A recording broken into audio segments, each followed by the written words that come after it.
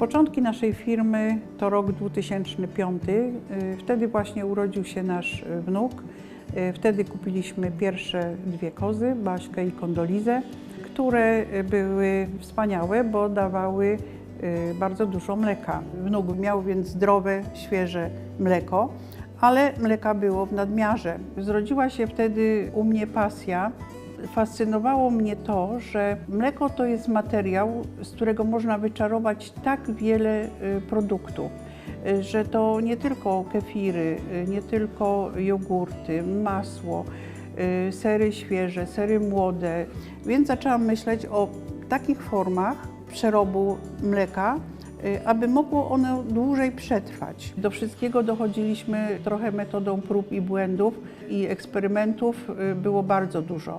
Postanowiliśmy zbudować małą przydomową serownię, która była na prawach MOL-a, co pozwalało nam legalnie robić i sprzedawać nasze wyroby. Zwłaszcza, że wtedy bardzo ściśle współpracowaliśmy z lokalną grupą działania, Partnerstwo Ducha Gór, także z Urzędem Marszałkowskim. Wyjeżdżaliśmy na różne targi, imprezy, reprezentowaliśmy Dolny Śląsk i produkty regionalne, zdobywając przy okazji też i doświadczenie, i klientów. Mieszkaliśmy wtedy na uboczu, 2 kilometry od drogi głównej. Ciężko było do nas dojechać, droga była wyboista i odstraszała wielu klientów i to postrzegaliśmy jako duże ograniczenie w naszym rozwoju. Przydomowa serownia stawała się coraz mniejsza dla nas, coraz ciaśniejsza. Zaczynaliśmy myśleć o zmianach, które umożliwiłyby nam rozwój.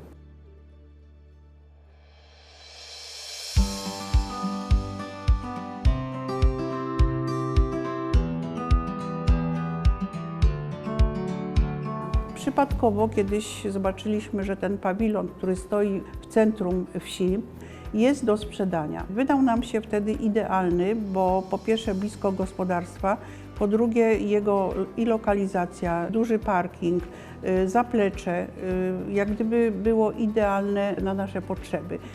Postanowiliśmy wziąć kredyt i go kupić. W jednej z części budynku mieściła się apteka i to pomieszczenie nie wymagało tyle remontu i mogliśmy od razu, wstawiając kilka sprzętów, urządzić go jako mały sklepik. Cały czas pracując, przyzwyczajając ludzi, że coś tutaj się dzieje, mogliśmy już jak gdyby zarabiać i spłacać kredyt.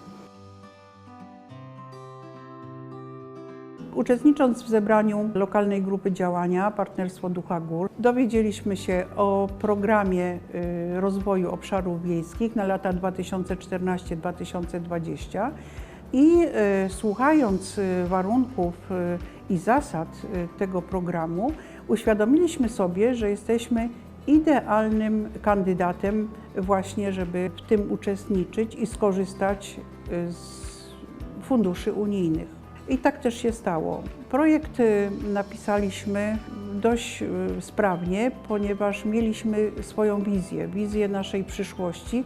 Wiedzieliśmy dokładnie, jak to miejsce ma wyglądać. Troszeczkę podpatrywaliśmy w Europie, we Włoszech zwłaszcza, jak to inni robią. Program rozwoju obszarów wiejskich umożliwił nam zakup kotła 800 litrów, który reprezentacyjnie stoi na hali produkcyjnej i widać go przez przeszkloną ścianę.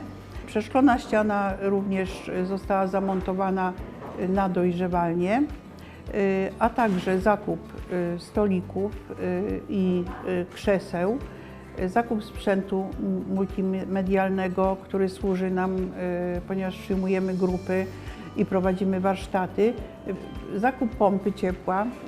Poza tym mamy ekomuzeum, więc półeczki do ekspozycji różnych eksponatów, które dawniej były używane w mleczarstwie. Stworzyliśmy nowe miejsca pracy, rozwinęły się nowe przestrzenie, znalazło się miejsce na sprzedaż internetową, która bardzo nam się rozwinęła. Wysyłamy w Polskę dużo naszych produktów i do sklepów, i do restauracji. Program Rozwoju Obszarów Wiejskich umożliwił nam całkowitą zmianę naszego wizerunku i naszej działalności.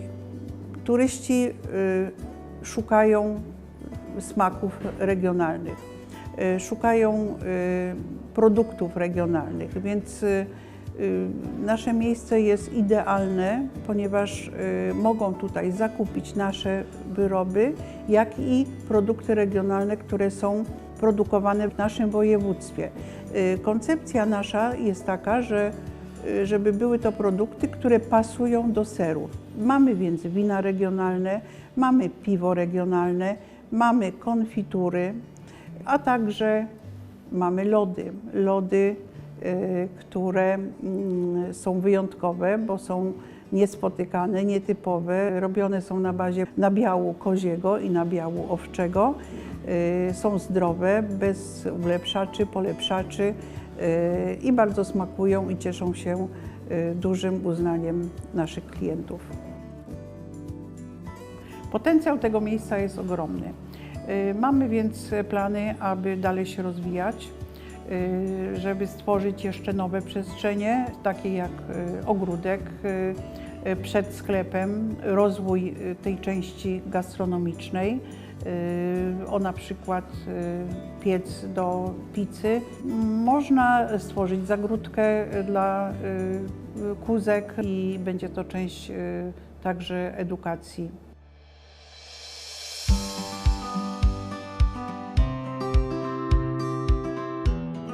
Udało nam się zmienić naszą społeczność. Oczywiście my też zmieniliśmy się, rozwinęliśmy się, stworzyliśmy miejsca atrakcyjne dla turystów, dla lokalnej ludności. Ludzie przyjeżdżają, smakują, próbują naszych produktów, a my jesteśmy przeszczęśliwi, że jesteśmy licznie odwiedzani, że mamy możliwość opowiadania o naszym miejscu, o nas, o serach i o kozach. I będziemy nadal pracować i dokańczać swoje pomysły i nasze dzieło.